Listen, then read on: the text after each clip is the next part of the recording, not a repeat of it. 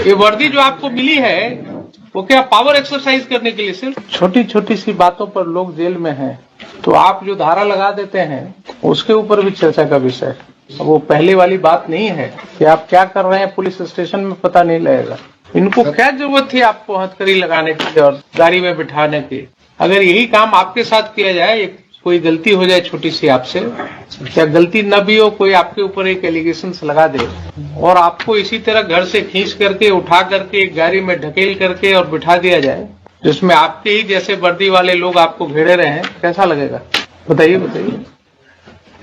किसी भी सिटीजन्स के साथ आप भी एक सिटीजन हैं इस कंट्री के। ये भूलिए नहीं कि 60 साल के बाद जब ये वर्दी उतर जाएगी और आपके साथ आप ही के वर्दी जैसे वाले लोग जो हैं इस तरह का गुनाह करेंगे, तब आपको पता लगेगा कि आपने क्या दिया सिस्टम को। आपने इसका तो इज्जत खराब कर दिया। अभी आप सुन रहे थे honourable justice Rajiv Ranjan Prasad sir को, जो कि पटना हाईकोर्ट के न्यायाधीश हैं। इन्होंने कहा, इन्होंने ऑब्जर्व किया ऐसा कि जो पुलिस है वो अनाप शनाप धाराएं लगा देती है। मैं एडवोकेट सुमित कुमार झा आज आपको बताऊंगा कि अगर पुलिस अनाप शनाप धाराएं लगा दे तो आपके पास क्या क्या ऑप्शन है, क्या क्या रेमेडी है। हाईकोर्ट बहुत मतलब बारीकी से इन चीजों को देखता है, इसीलिए वो हाईकोर्ट है।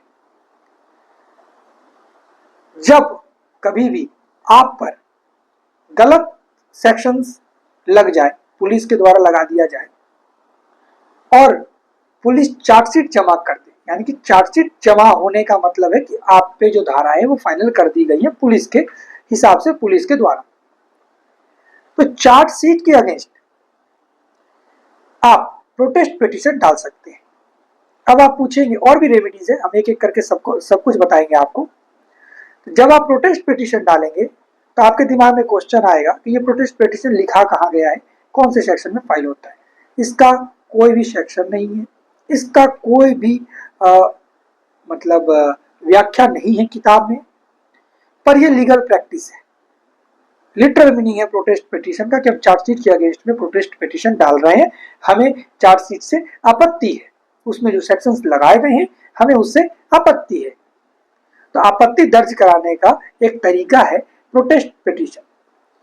जहां पर वो चार्जशीट जमा हुआ है वहीं पर आप प्रोटेस्ट पिटीशन डालेंगे और उस प्रोटेस्ट पिटीशन पर जो मजिस्ट्रेट हैं वो देखेंगे कि क्या प्रोटेस्ट पिटीशन सुनने लायक है या नहीं। अगर प्रोटेस्ट पिटीशन सुनने लायक है तो ठीक, अगर नहीं है तो कोई बात नहीं, वो रिजेक्ट कर देंगे या रख लेंगे। तब वो बनाएंगे चार्जशीट पुलिस देती है और फिर चार्ज जो बनाता है, जब इन्वेस्टिगेशन कंप्लीट हो जाता है तो मजिस्ट्रेट सर बनाते हैं उसी आधार पर। अब वो चार्ज को मतलब जो सेक्शंस हैं उसको जोड़ भी सकते हैं चार्ज में और घटा भी सकते हैं, इनके पास दोनों पावर है, प्लस माइनस दोनों पावर है। तो जनरली जो चार्जशीट में सेक्शंस रहता है वही वो चार्ज में डाल देते हैं। उस चार्ज होने वक्त में भी आर्गुमेंट्स होता है, उस आर्गुमेंट्स के आधार पर चार्ज बनता है। तो जो चार्ज अब आप पे लग गया, अब आप संतुष्ट नहीं है उस चार्ज से भी, चार्जशीट के अगेंस्ट प्रोटेस्ट डाला, अब चार्ज भी बन गया, चार्ज से भी आप संतुष्ट नहीं है, आपको लग रहा है कि नहीं चार्ज हमारे खिलाफ ये नहीं होना चाहिए, गलत सेक्शन से, तो आपके पास क्रिमिनल रिवीजन करने का एक पावर है। रिवीजन जब आप रिवीजन करेंगे, यदि मजिस्ट्रेट निचले अदालत में है तो सेशंस और रिवीजन देखने का सेशंस और हाईकोर्ट के पास पावर है। तो आप सेशन कोर्ट में चले जाएंगे, सेशन कोर्ट से भी असंतुष्ट हो गए तो आप हाई कोर्ट में आ जाएंगे रिवीजन के माध्यम से। इसमें चार्ज को जो चार्ज में सेक्शंस है उसको हटाया जा सकता है, बढ़ाया जा सकता है, जनरली बढ़ाया नहीं जाता, हटाया ही जाता है, या फिर एज इट इज रख दिया जाता है। तो ये हो गया रिवीजन। आपके पास दो ऑप्शन हमने आपको बताया, एक तो चार्जशीट के अगेंस्ट और एक चार्ज के अगेंस्ट।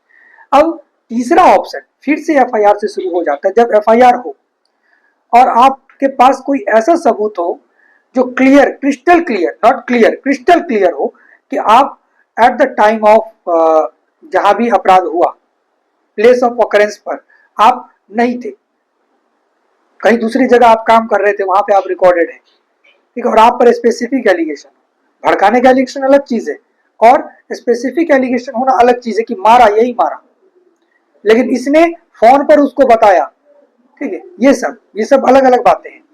तो आपको जो क्वासिंग एप्लीकेशन है उसमें बेनिफिट मिल सकता है। जनरली बहुत कम चांसेस है, लेकिन मिल सकता है, क्वासिंग हो सकता है, ठीक है। अगर FIR क्वास नहीं हुआ तो कोई बात नहीं, लेकिन अब आपको लगता है कि कुछ कुछ धाराएं जो है वो मेरे खिलाफ नहीं चलनी चाहिए, मुझ पर वो धाराएं नहीं बननी चाहिए, तो आप चार्ज को क्वासिंग कराने के लिए भी हाईकोर्ट को अप्रोच कर सकते हैं। तो आपके पास protest petition, criminal revision, quashing, ये 3 ऑप्शंस हैं। इसके अलावा फिलहाल मेरी नज़र में कोई भी ऑप्शन नहीं है। तो अब हालांकि यही बहुत ऑप्शंस हैं, आप इसको ही ट्राई करेंगे तो आपको इसका बेनिफिट जरूर मिलेगा।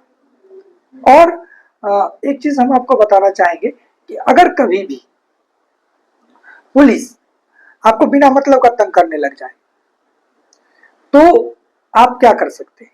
देखिए, आप एक लेटर SP को दे दीजिए, और SP जब ना सुने 15-20 दिन इंतजार करें, लेकिन लगातार आप परेशान हो रहे हैं, आपको बिना मतलब का हरास किया जा रहा है, तो आप 226 का प्रयोग करके हाईकोर्ट में कोई भी एडवोकेट को आप अप्रोच करेंगे, वो 226 में आपकी बातें जो है सीधा हाईकोर्ट के सामने रख देगा।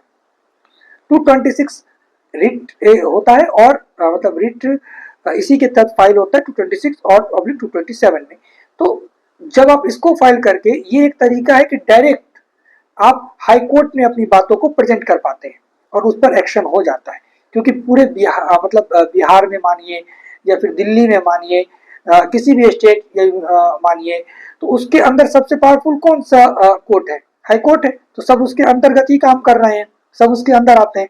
तो हाईकोर्ट कुछ भी कर सकता है, किसी को भी निकाल सकता है नौकरी से, किसी को नौकरी दिलवा सकता है। मतलब कि बहुत वास्ट पावर है 226 में हाईकोर्ट के पास। इवन सुप्रीम कोर्ट से भी ज्यादा पावर हाईकोर्ट के पास है रिट के मामले में। आई होप कि ये वीडियो आपको पसंद आया होगा। मिलते हैं किसी नेक्स्ट वीडियो में। जय हिंद।